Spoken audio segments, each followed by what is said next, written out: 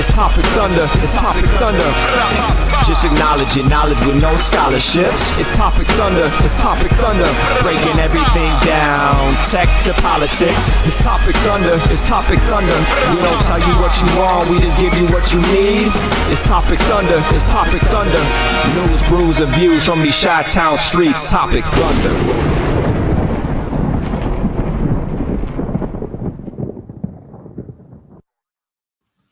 No, yes, indeed. Welcome to the Thunderdome. Check out that spiffy new intro, courtesy of one Mr. Ben Jordan. Yeah, hey, thank you, Ben. That was awesome. I was inspired today at work, and I was like, you know what?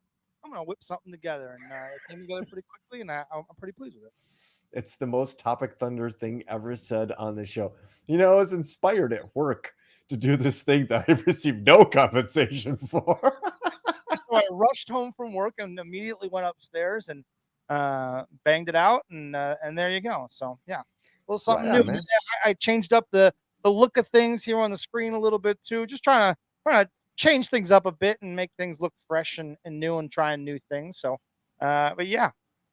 Well, speaking of changing up the look and maybe the vibe, behind me, where I'm in Tornado Watch Central. Not even Tornado Watch, tornado warning.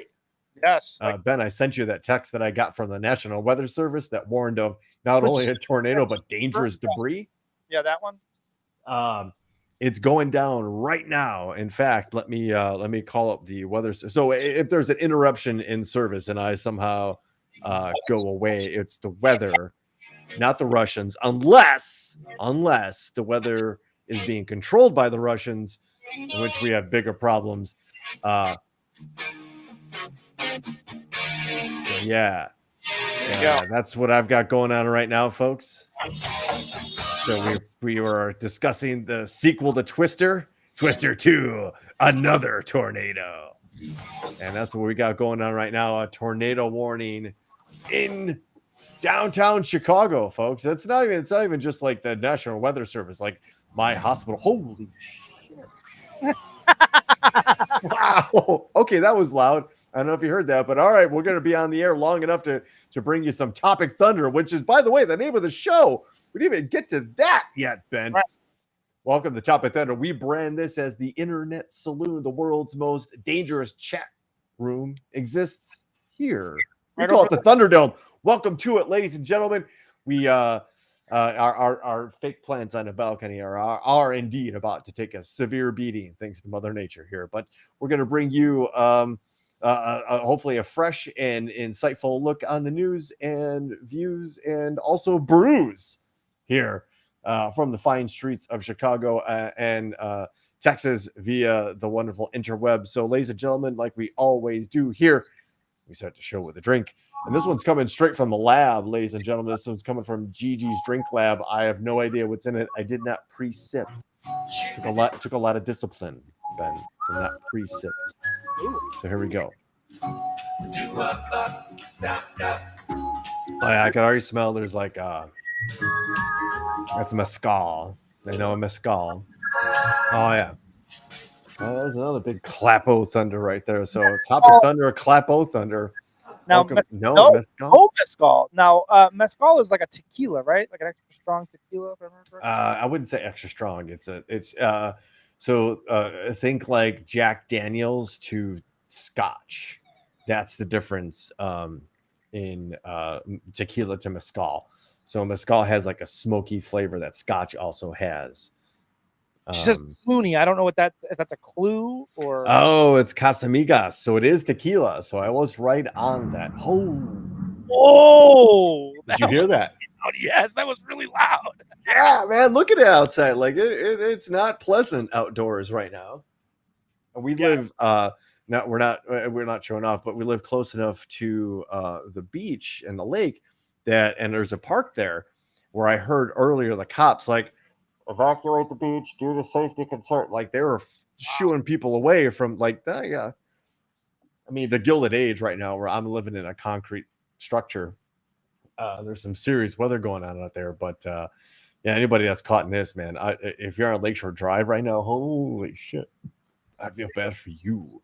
Does not sound fun at all.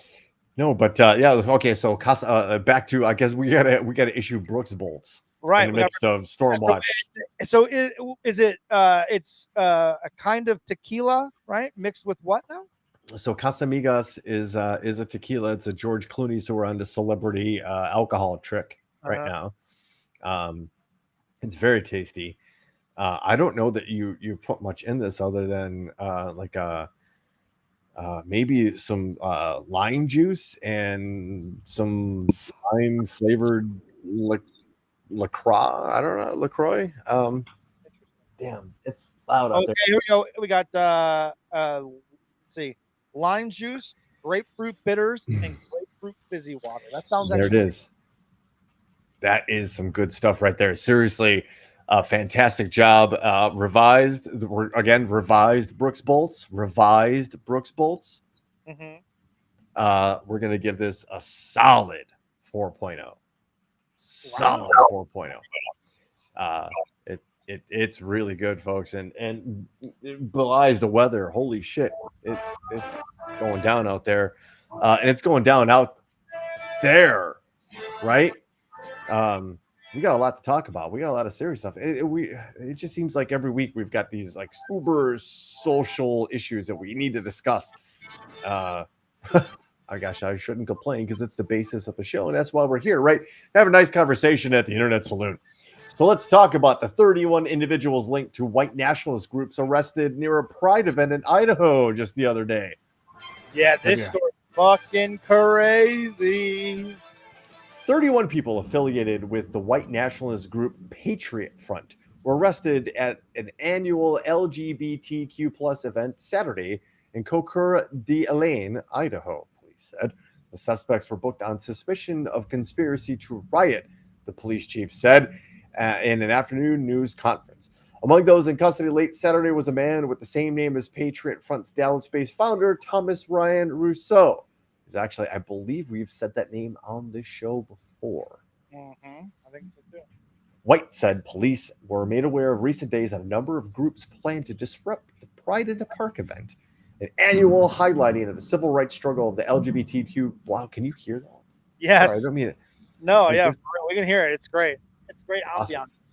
All right, because God is pissed. Don't trample on the rights of other people.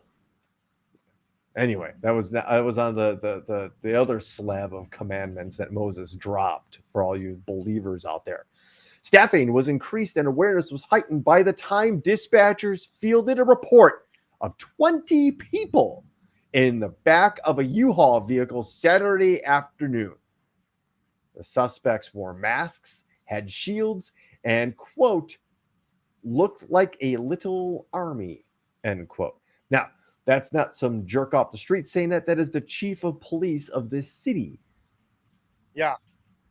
Yeah. All dressed identically with masks. And look at that. I have it up on the screen. There's a picture. It's kind of blurry a little bit, but you can kind of see there in the background. They all have those khakis, blue shirts. Some have long gray sleeves on underneath their blue shirts.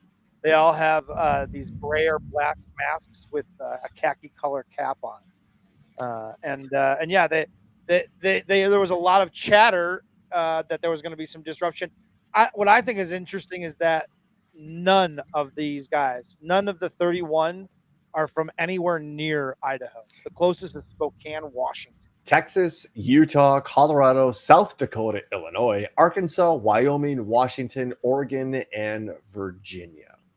That means this was an organized, well thought out, well planned event that these motherfuckers were going to go and fuck around with this pride parade like a bunch of fucking assholes. This is why, and that's why I wore this shirt today, punch your local Nazi, because this is the reason that we should punch Nazis, because these guys are becoming more and more emboldened. Whoa, holy shit. To show up at events like this to do nothing more than cause trouble. You want to say, well, Ben, they have to do some sort of physical threat. I'm saying they're just showing up is a physical threat of violence that should be met with violence. That's what I'm saying, is that these types of guys should be met immediately. They should be Their presence should be seen for what it is, a threat to whatever else is, whatever meeting, for lack of a better term off the top of my head here because I'm ranting, gathering, whatever the case may be, whether it be a pride parade, whether it be a BLM rally, things of those nature. When these guys show up dressed like this, organized with a plan to fuck shit up, they should be met immediately with a swift violence that lets people know, lets other groups know this will not be tolerated. That's the only way it's going to stop. I think violence in this regard begets violence. What it should be met with is swift action by law enforcement. But they're in on it. Wow. Imagine that. What you just said is the statement of the century, right? And we don't have to go too far or look too close at stories recently. And we're going to get to something about Dave. I can't even say the name right now. But in Texas, about the police force down there, too.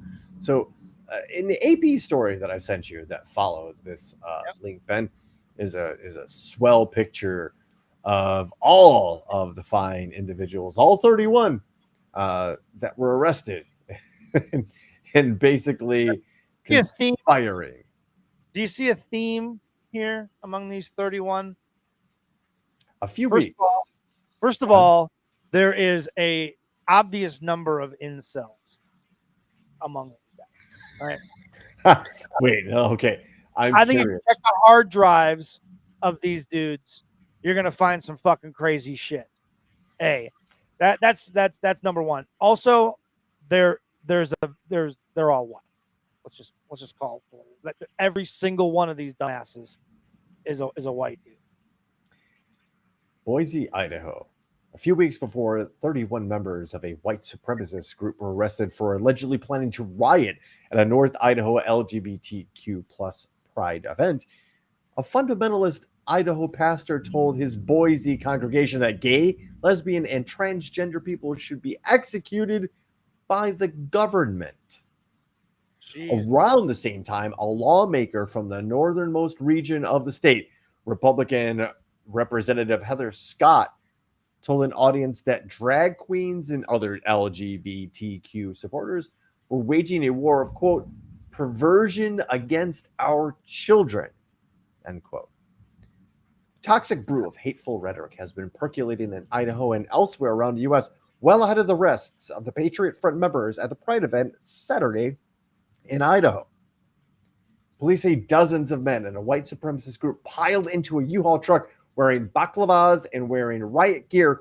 Plans were to instigate a riot at the park where families, children, and supporters were gathered to celebrate their community. One thing I want to point out about the khaki pants is that in that text, in the group text with good old Lockport Joe, I mentioned you guys were kind of right about Germany 1935, 1934-ish. Yeah. The brown shirts were exactly this, these civilian militias.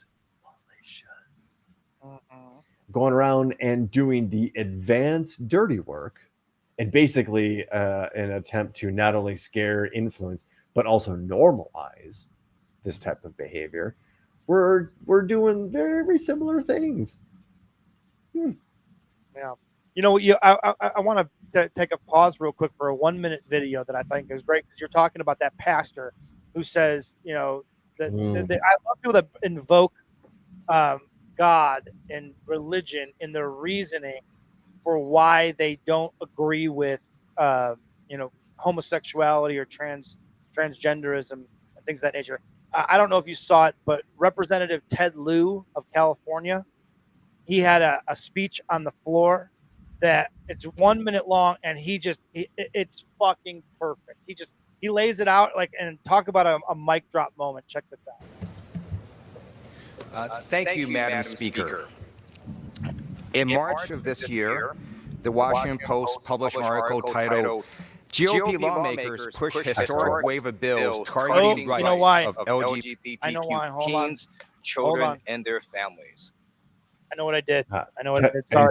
Ted Lieu's a good dude. A solid Twitter follow and a very honest and earnest member of Congress. So let me kind of give it. Washington Post published article titled GOP lawmakers push historic wave of bills targeting rights of LGBTQ teens, children, and their families.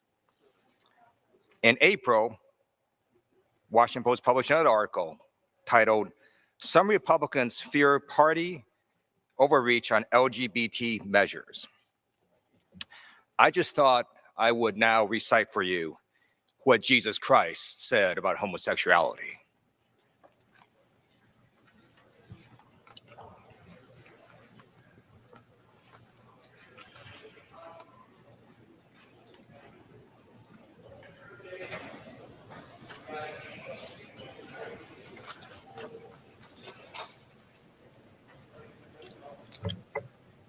I yield back. Bitch. Don't hide behind religion. I hate people that hide their bigotry behind a shield of religion. It's bullshit. Jesus Christ never said a fucking word about homosexuals or transgender, any of that. There's one passage from the Old Testament. And if you're going to use one passage from the Old Testament, well, there's a lot of other passages from that Old Testament that you are probably not following because they're fucking ridiculous. And that's why we have a New Testament, because the Old Testament was wacky, was just fucking crazy, like not being able to eat shrimp or women on their period having to sleep outside, shit like that. Like if you're gonna pull one line from the Old Testament and say that's why you're against homosexuality, and for a priest or anyone that is a leader of a congregation or clergy, whatever, however you want to define it, but a leader of a church to lie about what Jesus may have thought about homosexuality and misrepresent is just absolutely outrageous. And again, you're basing your bigotry on a book that was written at least 300 years after the death of Jesus Christ. It was edited 300 years. So hey now. So most biblical scholars will say that the Gospels were written a solid 40 years after those events, and specifically the crucifixion, the sacraments of Christ, right? Right. So yeah, that's just the start. Let's not get into what you were mentioning, that this book that on numerous religions, because let's break up the Bible, right? The Bible's two books, right? The Old and New Testament. Well, the Old Testament is what also the Jewish religion calls the Torah, right? That's their Bible. We just happen to kind of co-opt it and go, oh yeah, by the way, there's a part 2. There's a part 2 with this guy named Jesus, who was Jewish, but don't be Jewish. Right. Because they killed Jesus. Well, I mean, the Roman state killed Jesus because he was a rabble rouser, because he was advocating for the people. It's just silly to think that a book written, 40 years after the death of Jesus. Now, keep in mind, the disciples, after Jesus' death, they spread out and they started teaching different angles of Jesus. They all weren't on the same page. And then about 300 years after the death of Jesus Christ, they had this thing called the Council of Nicaea. And the Council of Nicaea was where they got all of the leaders of all the different religions, the disciples of the disciples, if you will. They called all those heads together, and I believe it was Constantine, there you go. Constantine says, listen, guys, we got to get on the same fucking page here. So we're going to all get on the same page. We're going to decide what books we're going to include moving forward. We're going to reshape the image of this guy the way we all agree is going to be his image.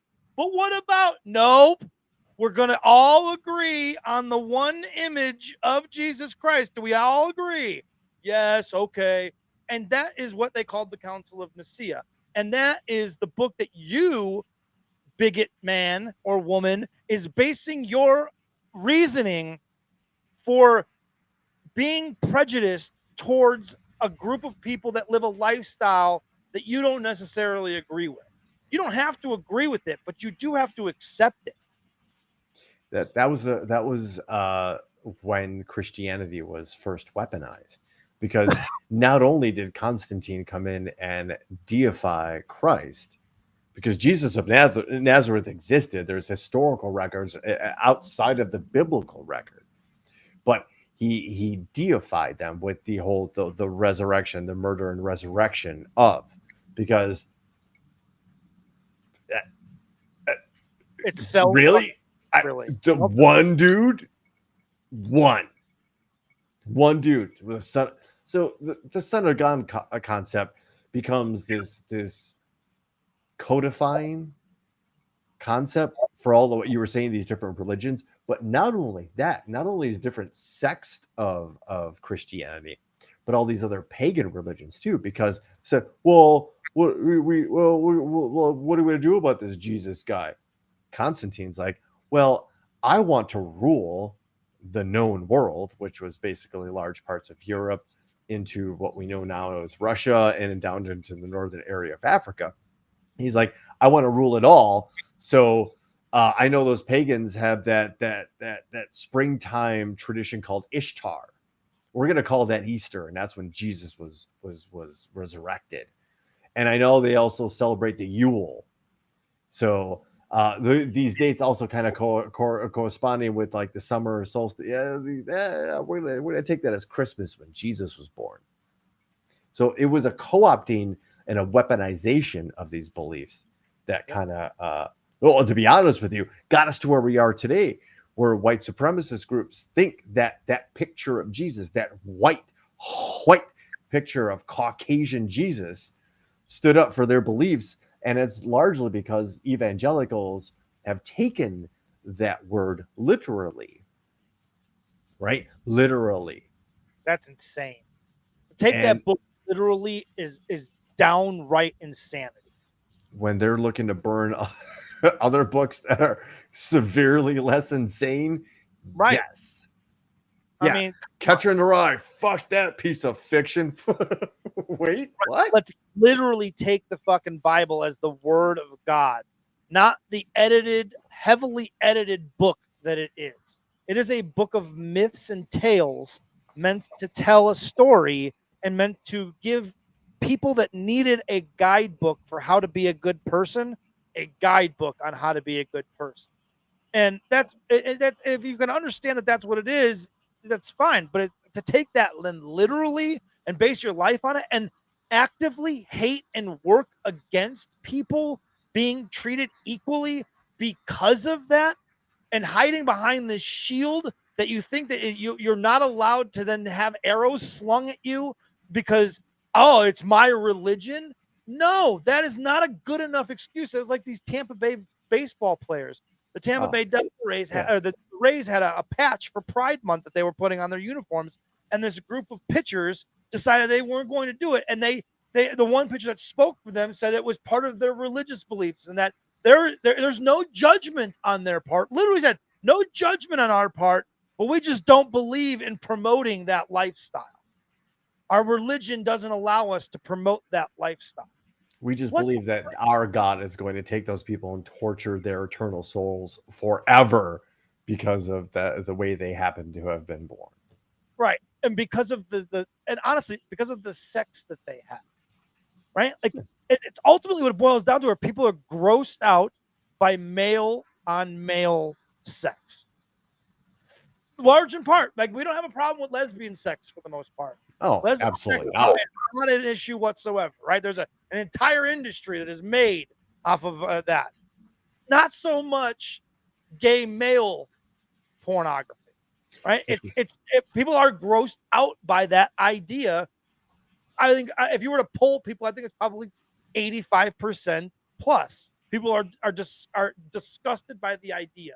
And so then they then reject that person and that lifestyle as wrong because they viewed the sex that they have as gross. It's weird. First of all, I think I think you go to hell for judging somebody else's porn preferences.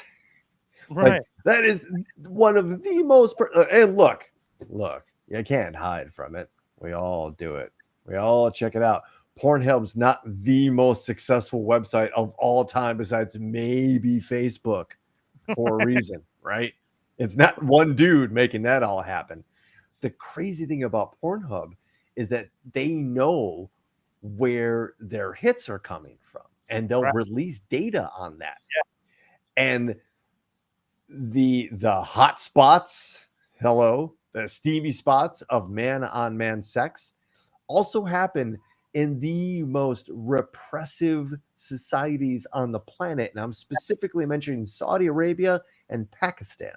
Yes. And in the United States, Alabama, Mississippi, Utah, those types of areas. Draw your own conclusions. The harder and tighter you hold on to those like beliefs there. I know we kind of got off the tracks a little bit about white supremacy, but we're also not off the tracks on it, right?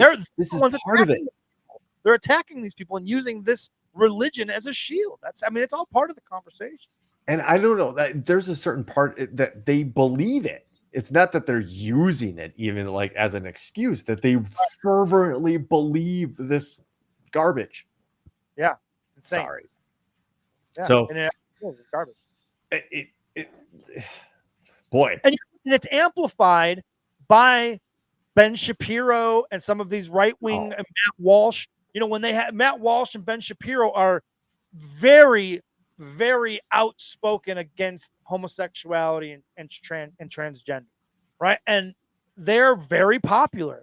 Matt Walsh has this movie that he's putting out now, What is a Woman, where it's basically a documentary that is an attack on transgender women. And whether or not we should even call them women, or basically whether or not they should be treated as a woman, whether or not how they were biologically born or not. It's insane. And it's promoted by these guys and normalized by these guys who have large influence in those sections of the world, in the right-wing corners of the world. Ben Shapiro has a loud voice.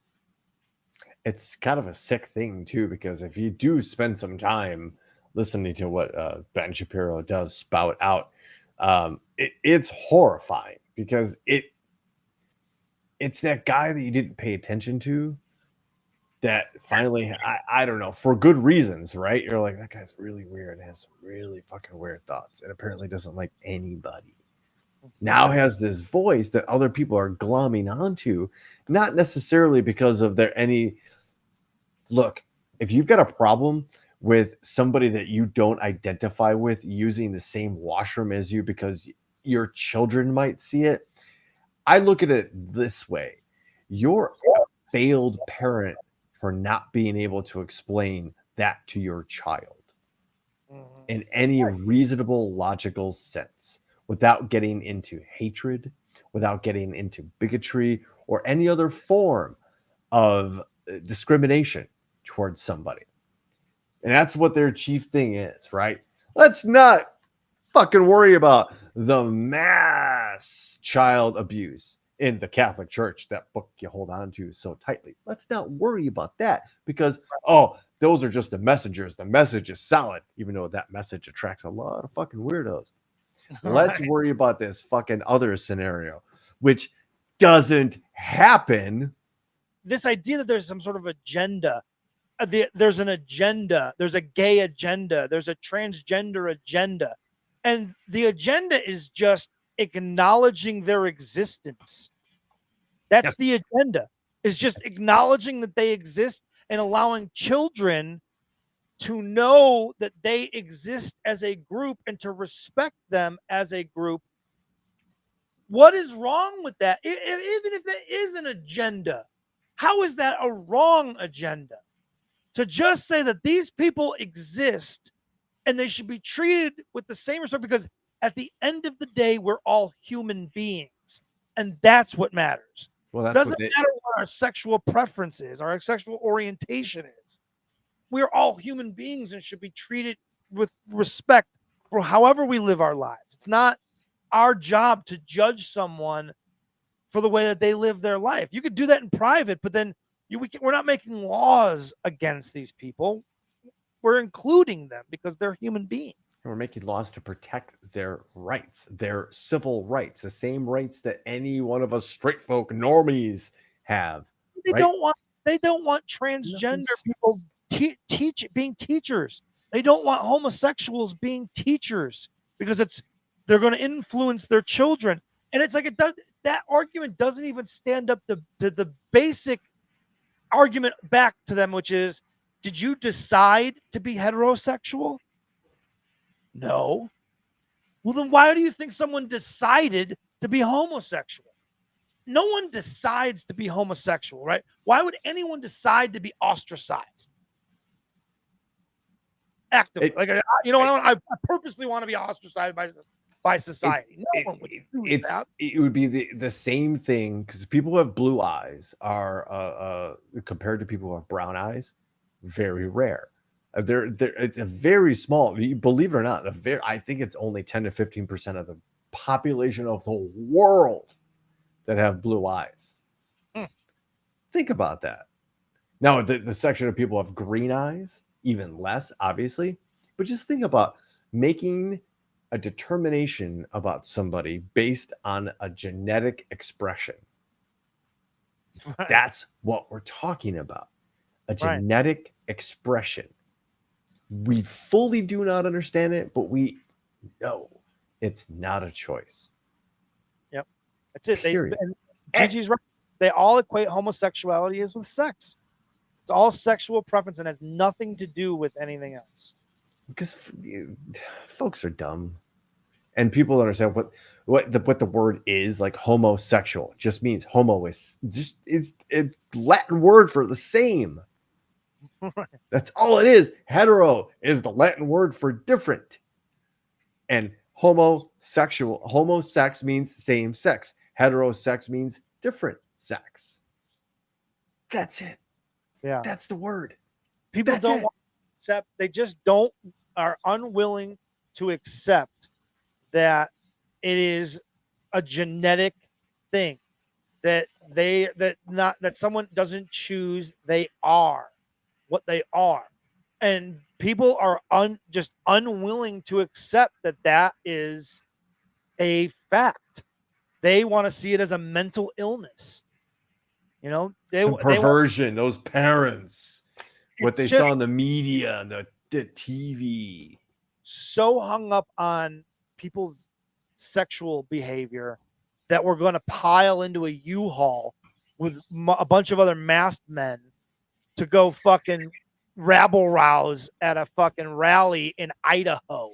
That right there. Stop. Ben, that right there is the gayest thing you've ever said in your life. Right. Think about it. Think about the homophobia here, right? Think about think about the mentality. I ain't right. Those dudes should be touching each other so close, like blah, blah, blah. But I'm gonna pile into this U-Haul full of dudes and be like, yeah, we hate them gays, right? Yeah, dude. Yeah, we hate them gays. Everybody got their mask and khakis. Yeah. What? Everybody wearing their khaki hat? Yeah! That's the gayest thing those guys have ever done, but they even did that wrong, because any gay man in the world will tell you, like, that is not how you dress to go to a party. That is not how you dress to go to any kind of public event. And why did they choose the one in Idaho? Right? Was they figured the police would probably be most friendly.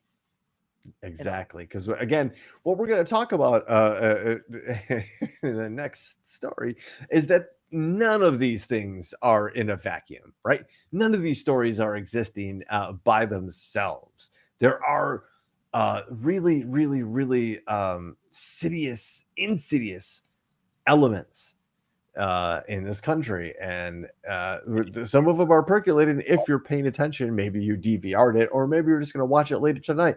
But Ben, last week, Tuesday, last week, we had the first public hearing of the January 6th committee.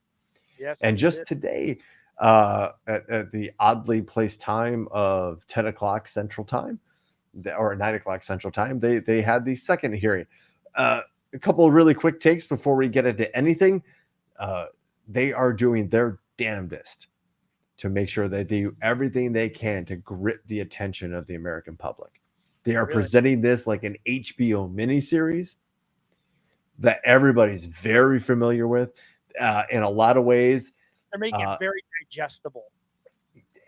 And the way they're saying, you will see, we are presenting, we are and just letting a lot of the testimony and facts speak for themselves. But having the actual audio and video and almost throwing it to the audio and video to back up what they're saying. It's not just your normal hearing where it's a bunch of political assholes using their 5-minute speech to rant about something that isn't really on topic, but as trying to make a political point of something. That is not what this was or has been at all. I think it's been a brilliant presentation. And as you pointed out very early, unfortunately, in spite of everything that they are trying to do to get people to tune into this thing, not a whole lot of people are tuning in. I mean, it's a lot, but it's not enough when you think about how many people are need to know this information. So many people, they estimated 19 million people watched the first one, the primetime version last Tuesday. And that's not a lot when you keep in mind that 80 million voted for each side in the last election. So it is a fraction of the electorate that watched that. And those 19 million people, probably 19 million were unswayed because they knew what they were going to see. They were just tuning in to confirm to them what they already knew, right? Fox News aired, I believe, Hannity and Tucker Carlson without commercial. Yes.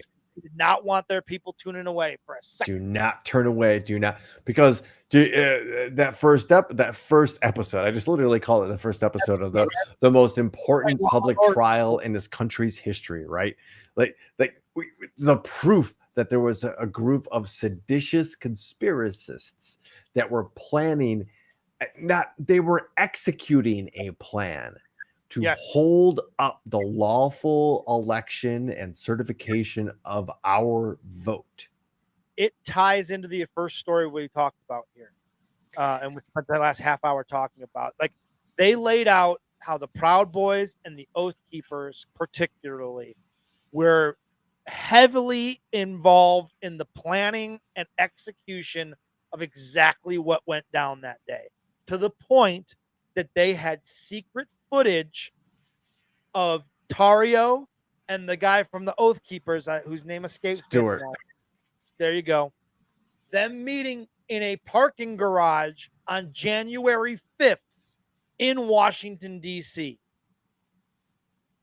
Hey, I mean, we talked about it on the show about a secret meeting, the War Room. Confirmed. Yes. Everything that we talked about last week with the Proud Boys and the Oath Keepers and their connections and the 1776 report, we were ahead of that, and it was all confirmed in great detail on last Tuesday in that first episode. I don't like to toot the horn too often because I'd rather say things like, you heard it on the show. Ben, you and I, we were talking about people like Ginny Thomas, Ali Alexander, Roger Stone on January 7th. We brought up the name of the PACs, the political action corporate that Ginny Thomas was involved with in the weeks after January 6th. Here's what the January 6th committee is trying to do. They're trying to show the general public, the people that don't care, that have checked out of the political process because they believe that both sides it doesn't work. So why should I vote? Why should I care? And to be honest, like it's half their fault, because that's the message that's been pushed from a lot of outside sources. Let's just say that, right? Yeah. That your vote doesn't matter. So all of the politicians are corrupt. None of them matter. Even though, while we here on the show don't fly a Democratic or Republican flag, there is one political party right now offering solutions, or at least attempting to offer solutions. And there's another political party that is purely bent on being obstructionist. Yep. This political party that's bent on being obstructionist also has ties to some really seedy groups that were bent on sieging the Capitol building to prevent the certification of a lawfully voted upon president. And what the hearings covered today, Yes, a couple of different big points. One, Trump knew 100%. that he lost that election. There was no doubt on the day of the election for the most part, or at least in the next 2 days following, it was very apparent. His inner circle on the night of the election, before he went to bed after diabetic coma of McDonald's and Diet Cokes, he was told that there was a 5 to 10% chance that he could win, right, and that he should do what other presidents have done and concede. He did not. But he took the advice of a, quote, inebriated, unquote, Rudy Giuliani that night. Remember all that? Remember Rudy? Yeah. Remember Sidney Powell? Remember Jenna Ellis? He was described by a witness that was in the room as, quote, definitely intoxicated. And that's the man that Donald Trump decided, in a room full of people who were giving him advice, he decided to go with the drunk guy as the guy that was, because the drunk guy was willing to say what he wanted to hear. Right? That's ultimately, he was just looking around the room for someone, anyone in the room, to say, just fucking say you won, and then we'll deal with it later. Okay, so Trump was never going to go along with the results of this election, landslide or or not. He had been weeks beforehand telling everybody the election, it's rigged, all these mail-in votes, it's rigged.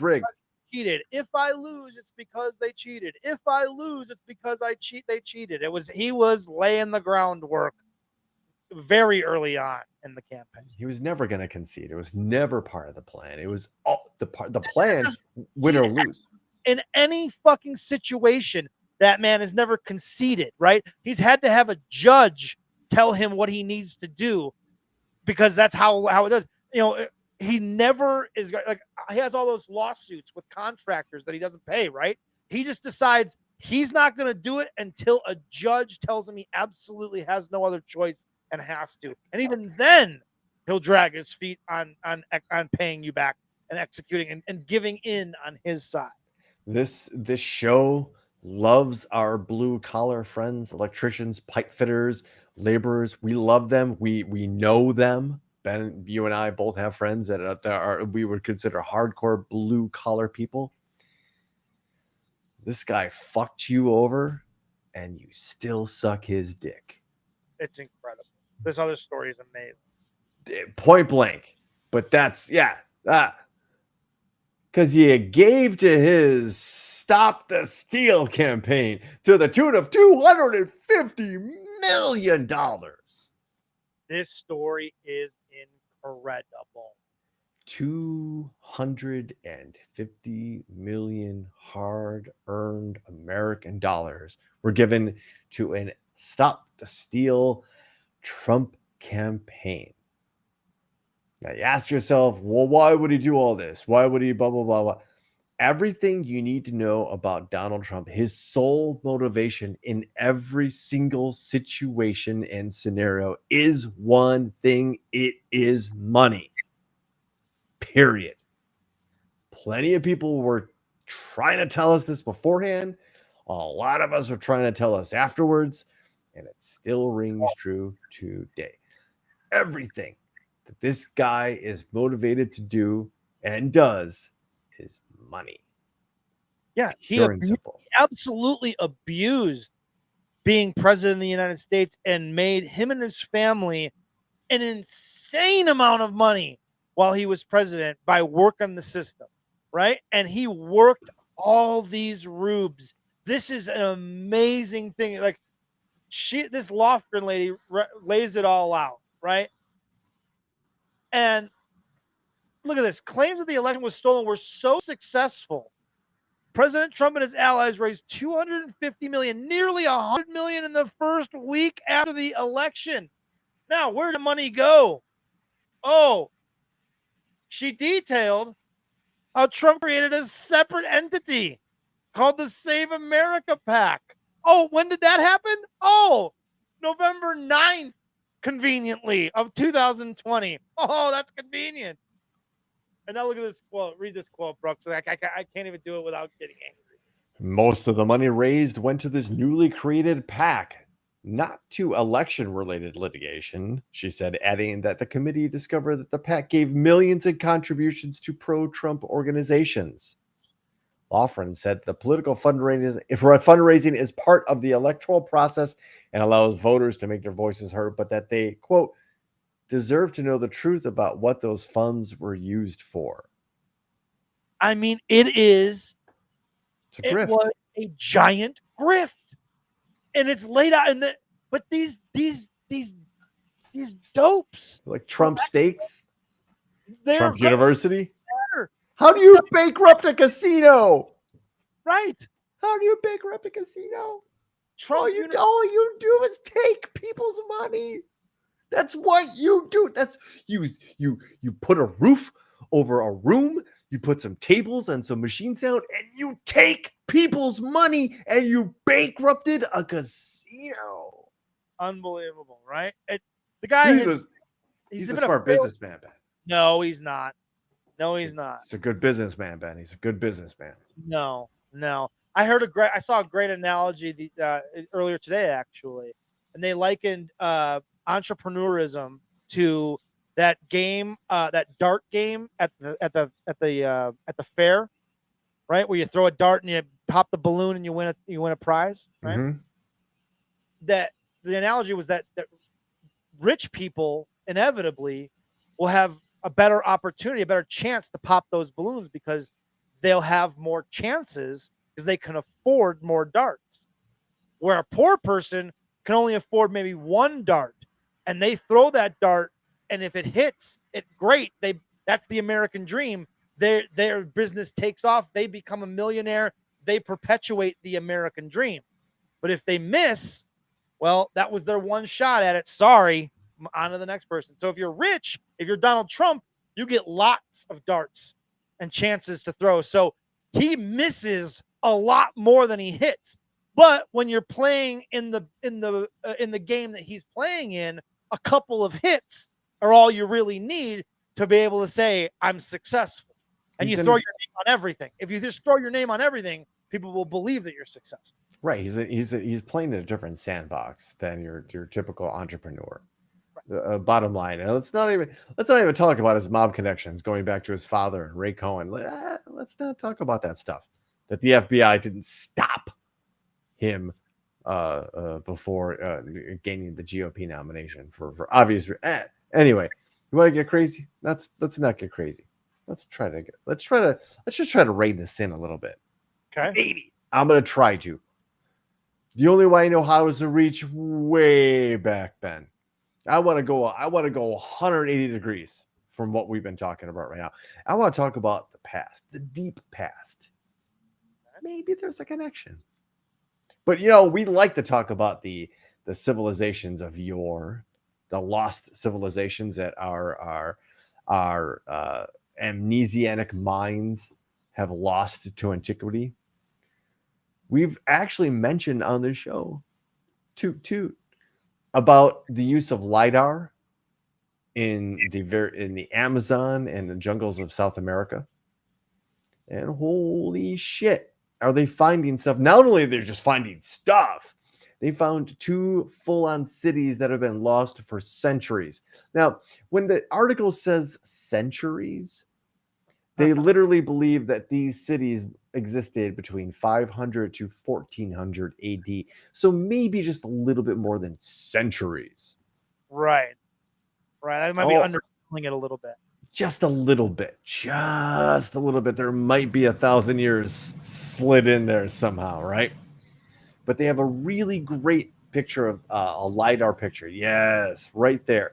So this was found in the jungle, in the middle of nowhere, abandoned, completely unknown.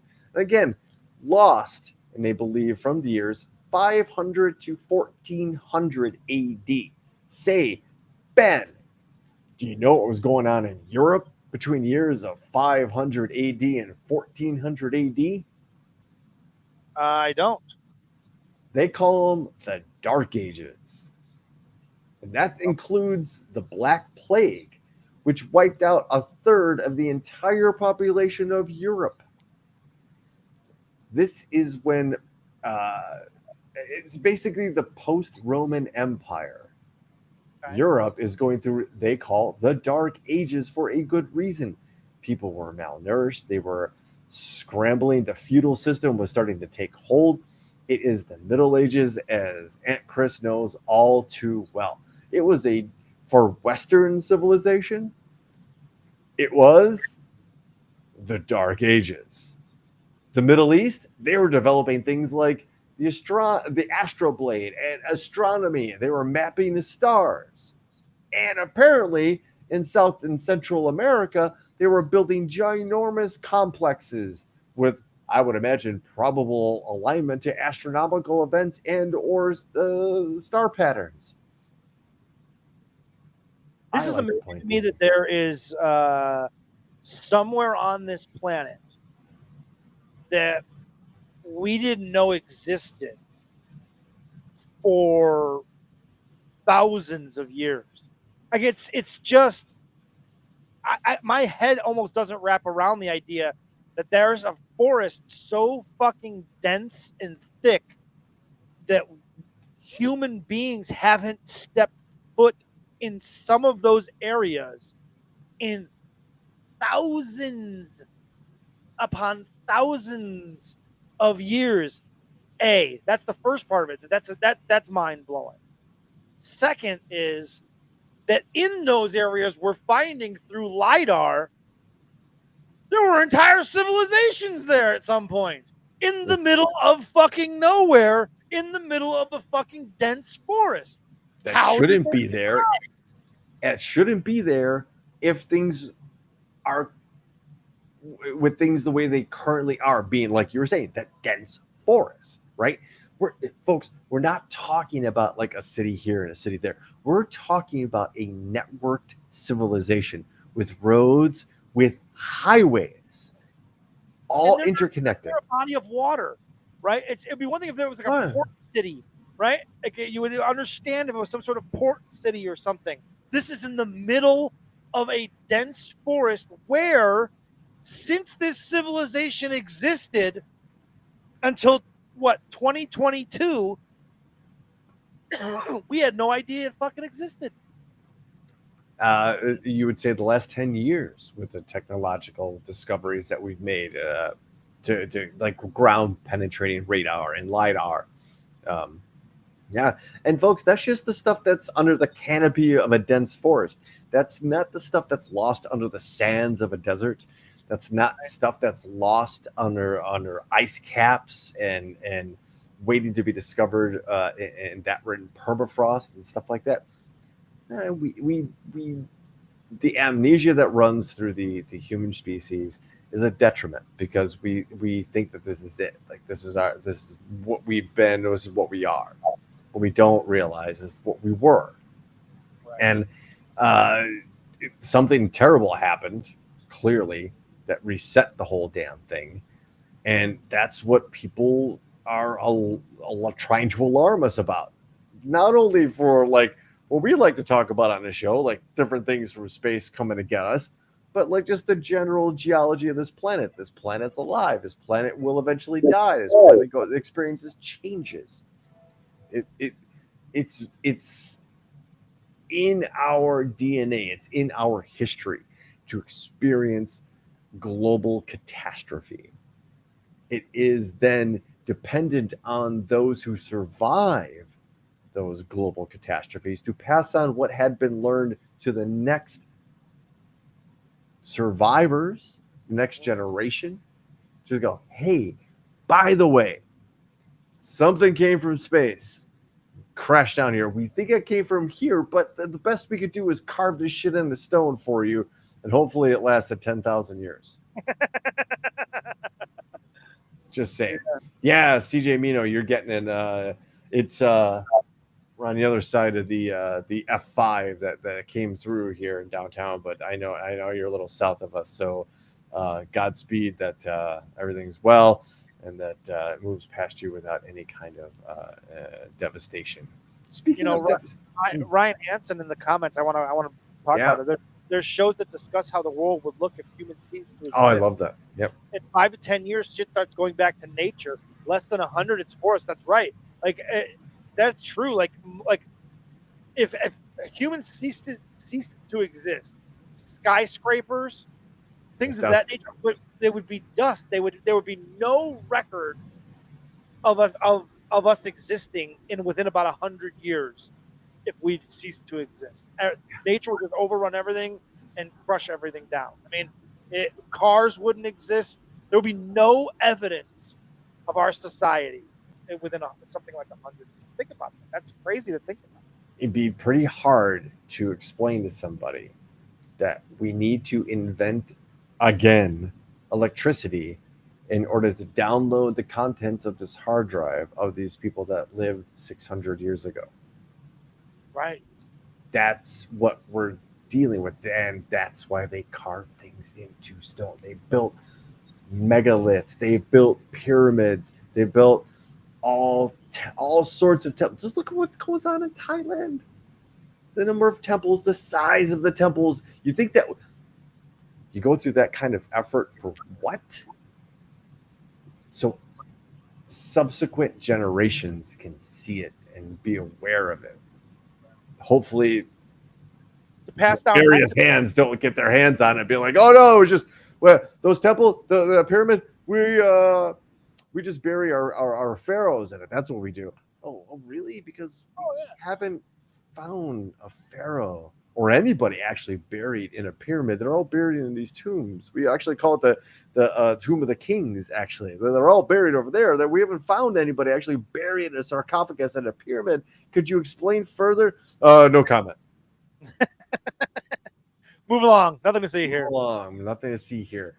I don't even know where to go from here, Ben, but I'm going to pick a story and I'm going to hope you're going to keep up. Let's see here. Hey, we got to talk about something that's going to destroy us, right? So I've got two stories for you. How about this one right now?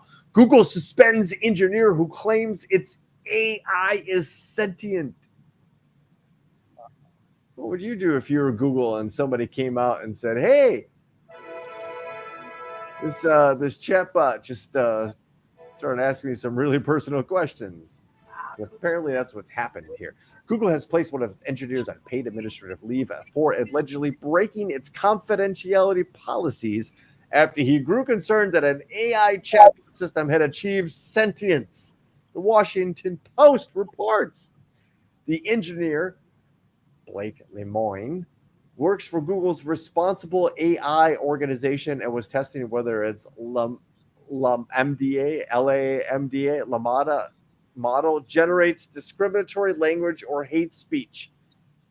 The engineer's concerns reportedly grew out of convincing responses that he saw the AI system generating about its rights and ethics of robotics.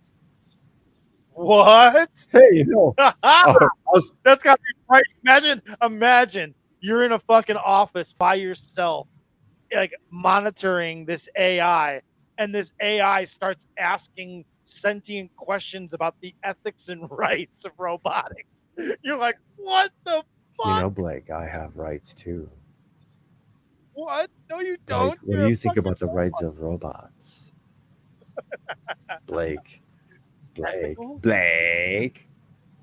Blockade. Google believes the Moorman actions relating to his work on the project have violated its confidentiality policies. That's their reaction.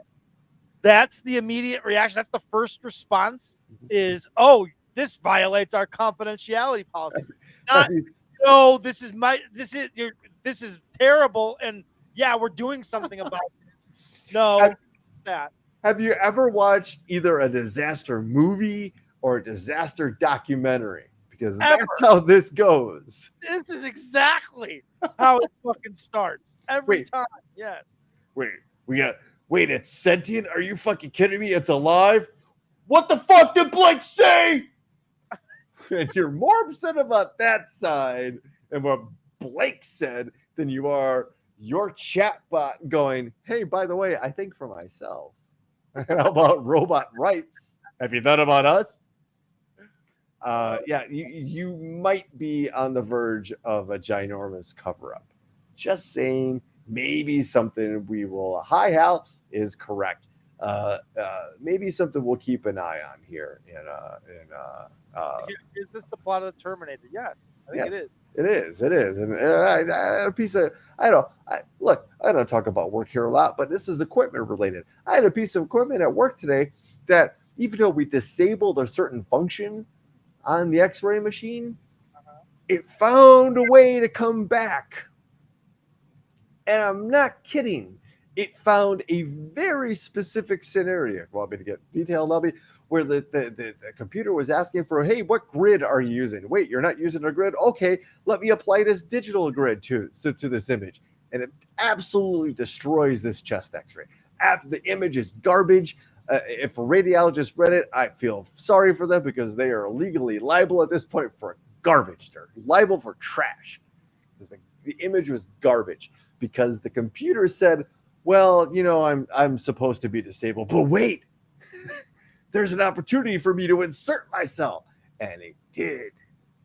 Whoa. Just to let you know the troubles and trials that I go through at work. Hey, I'm going to bring one more story to your attention about potential disaster because I don't feel like we've talked about negative things enough here on the show. Hey, Ben, what if I told you we were about to crack open an 830 million year old crystal that might contain life? I think that is also the plot of Jurassic Park. Nature always wins, Ben. From lemons to ham, salt is handy and a food preservative. But researchers studying some really old salt crystals found them preserving something else. Evidence of life. Quote, these are little cubes of the original liquid from which that salt grew. And the surprise for us is that we also saw shapes that are consistent what we would expect from microorganisms. That was Kathy Benison, geologist from West Virginia University. She went on to say, and they could still be surviving within that 830 million year old preserved microhabitat. Oh my God. The salt crystals, aka halite, that Benison and her team studied were originally found in Central Australia. Benison was part of the team that published these findings in the journal Geology. You think that's a good idea? This is also from Ms. Benison. We know by studying life in modern extreme environments that there are organisms that are able to undergo like a survival mode, almost like a hibernation. They're still alive, but they slow down all of their biological activities.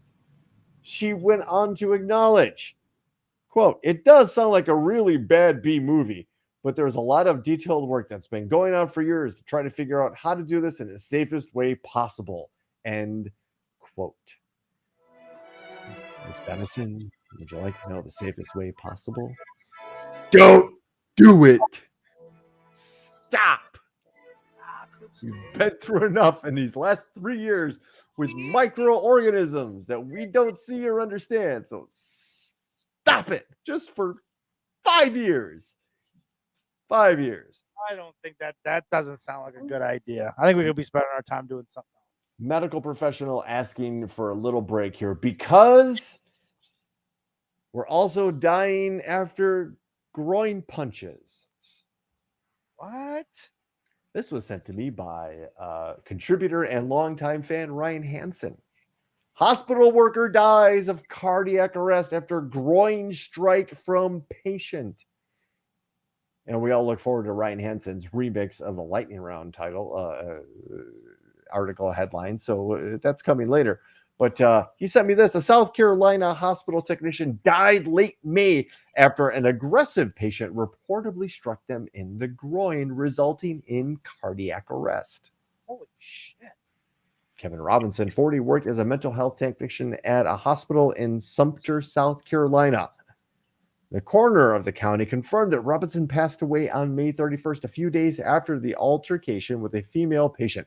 The 27-year-old patient admitted to the facility on the 27th was under a court-ordered mental evaluation.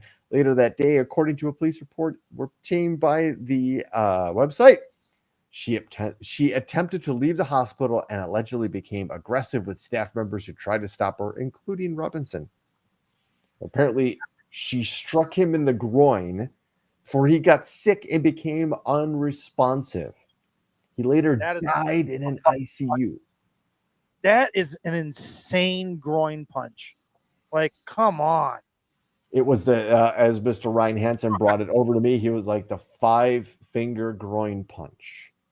And I was like, it's better than like, you don't want to be associated with the 1-inch punch down there. You don't want to do the 1-inch association with like the groin. Come on, bro. You know what I'm saying, bro, right? The 1-inch thing, bro. That don't work, bro. Speaking of bros, man, I got 2 videos for you, but I forgot to tell you that the last 2 links were videos. But holy shit, the streets of Chicago are fun sometimes. They're deadly, admittedly, but they're fun. And this came from one of my favorite Chicago police scanner Twitter feeds. The title of this tweet was "Woman found lying naked on the street, ran over to an officer and stole his squad car earlier today." Yes. The audio is perfect. Oh, shit. You all right? Repeat, just let it roll. Oh, shit. That squad car pulling away, door open, broad daylight. You all right? Hey, are you all right? I love it. Look at that squad car. So that naked woman driving away in that squad car. I sincerely hope that the officer is all right, because Lord knows they go through a lot, and we're a fan of good police here on the show. Good police on the show here. And to continue with the video theme and my obsession about internet basketball, I want to show you what people will call mad handles. This is an awesome drill. And that's all it is. This is just a warm-up. But the skills involved to do this, just simply amazing. Ladies and gentlemen, I present to you Arike Ogunbowale.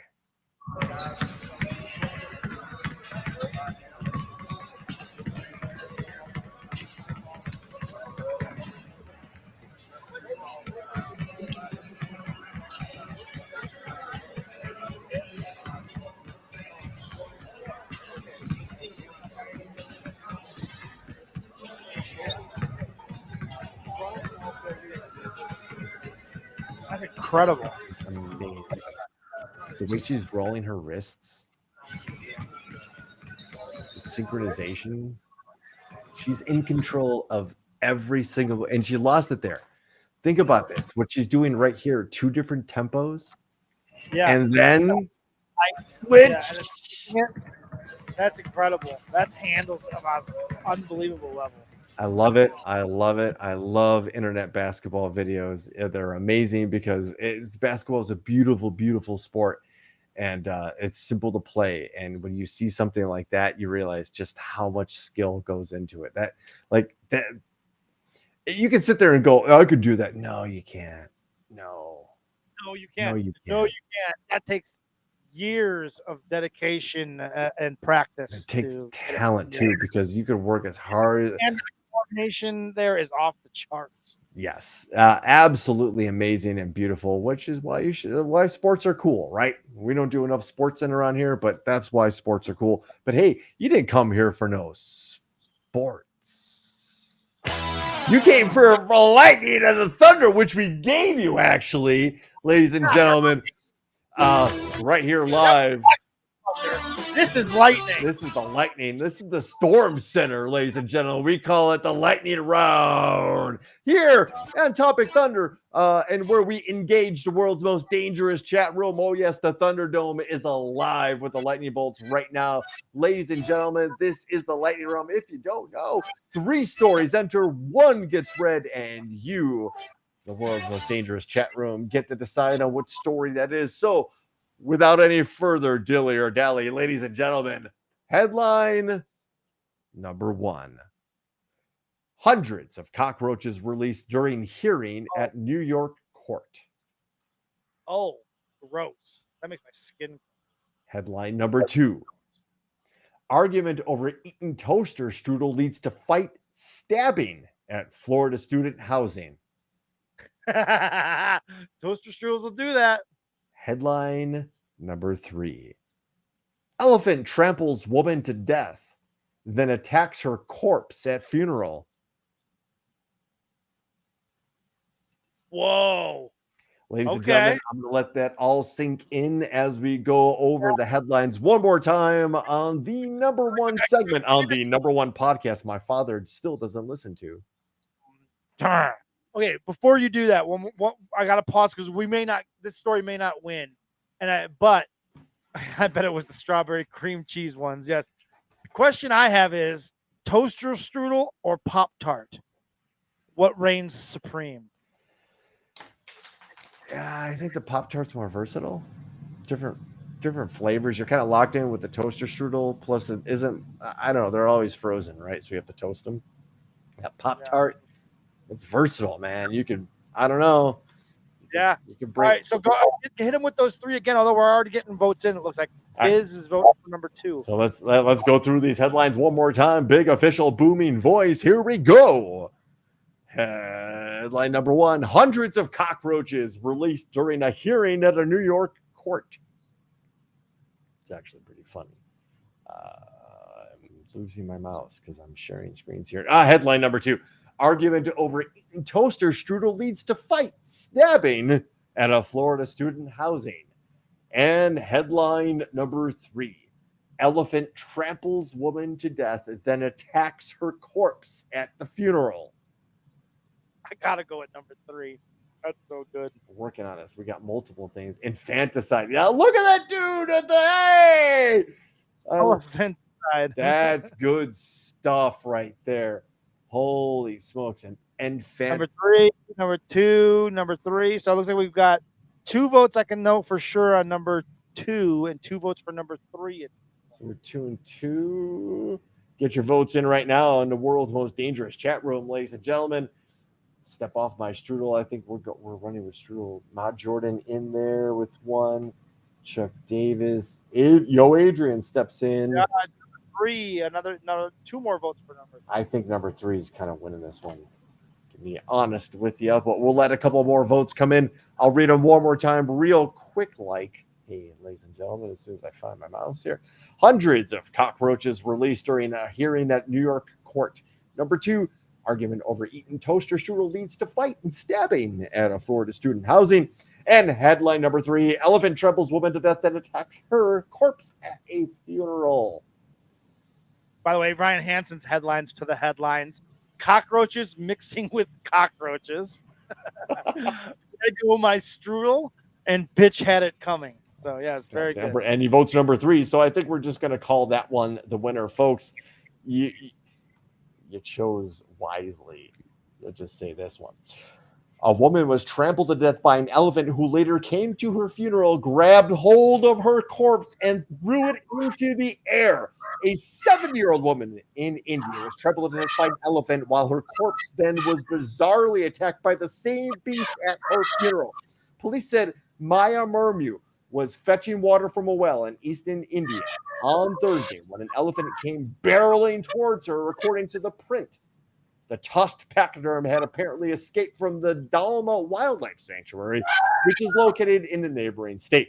The elephant trampled the woman, who ultimately died of her injuries at a nearby hospital, police told the outlet on Saturday.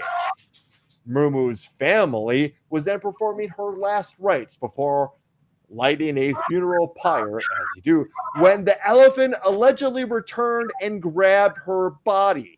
The animal threw the corpse in the air and then ran away, the local outlet reported. Apparently, the family was able to continue the ceremony, and the elephant did not return. That, ladies and gentlemen, is how you wrap up a goddamn show. Number 76, actually, if you're keeping track on the Topic Thunder Advent calendar. So we thank you for joining us. Yeah, ladies and gentlemen, that was it. That was like a solid show, I think, Ben. Absolutely. What the Thunderdome brought it again. Always. So, ladies and gentlemen, deeply from our hearts, we thank you for participating on YouTube, on Twitch, on the Facebook, all that fun stuff. In this wacky world of killer pachyderms, we thank you for participating in this little internet saloon we call Topic Thunder. Join Ben. When are you doing? Like, you renamed your wrestling podcast? Yeah. It is now the Nameless Retro Wrestling Show. We don't have an official like time and date. Where once a week we'll come at you with a new show. It kind of varies at this point, but we review old wrestling pay-per-views. It's a fun time. Ma Jordan, we love you, and we love everybody else too. Topic Thunder. Ra-pa-pa.